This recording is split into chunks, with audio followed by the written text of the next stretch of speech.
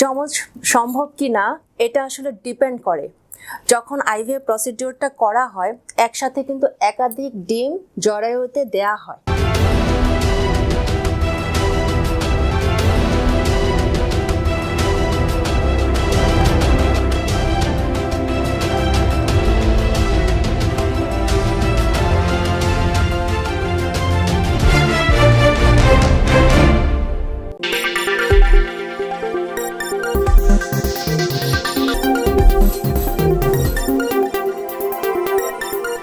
সুপ্রিয় দর্শক, আসসালামু আলাইকুম।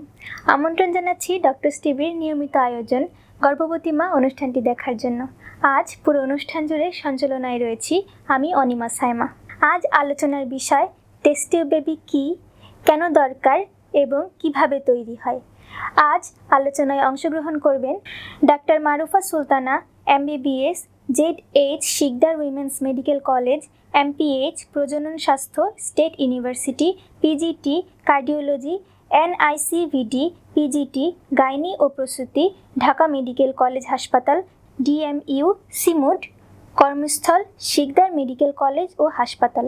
আসসালামু আলাইকুম ম্যাম, আপনাকে অসংখ্য ধন্যবাদ আপনার এত ব্যস্ততার মাঝেও আমাদের এই ডক্টরস টিভি স্টুডিওতে অংশগ্রহণ করার জন্য। ওয়ালাইকুম আসসালাম, তোমাকেও অনেক ধন্যবাদ এবং ডক্টরস টিভিকে ধন্যবাদ আমাকে এই অনুষ্ঠানে আমন্ত্রণ জানানোর জন্য। আমি মনে করি ডক্টরস টিভি অনুষ্ঠানের মাধ্যমে রোগী এবং ডাক্তারদের মাঝে দূরত্বটা কমে যাবে। এটা অত্যন্ত ভালো একটি উদ্যোগ যে ডক্টরদের সাথে রোগীদের ডিরেক্ট কমিউনিকেশন করা যায়।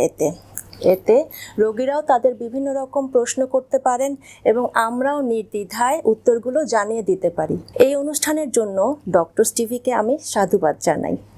ম্যাম, আমাদের আজকের বিষয় টেস্ট টিউব বেবি কী, কেন দরকার এবং কিভাবে তৈরি হয়। ম্যাম, আমাদের একজন দর্শক প্রশ্ন করেছেন যে চাইলে কি IVF পদ্ধতিতে যমজ সন্তানের মা হওয়া সম্ভব? যমজ সম্ভব কি না এটা আসলে ডিপেন্ড করে।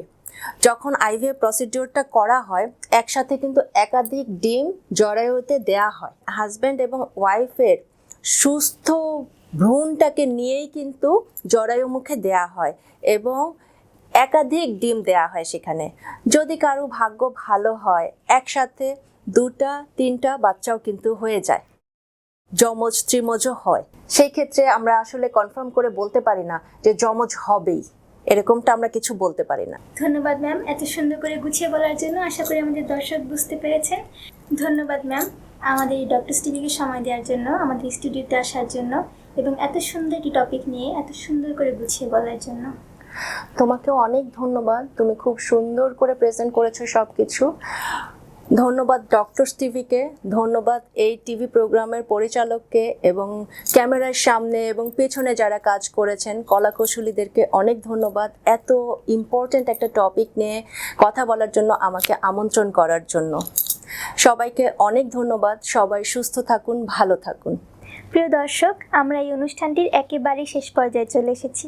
আশা করি আমাদের এই অনুষ্ঠানটি থেকে আপনারা কিছুটা হলেও উপকৃত হয়েছেন। আমাদের এই অনুষ্ঠান বিষয়ক কোনো মতামত কিংবা কোনো কিছু জানার থাকলে আমাদের ডক্টরস টিভির website, Facebook page, Facebook group এবং ইউটিউব চ্যানেলে আপনার মতামত লিখুন। আমাদের ডক্টরগণ তার পরামর্শ সেখানে দিয়ে থাকেন।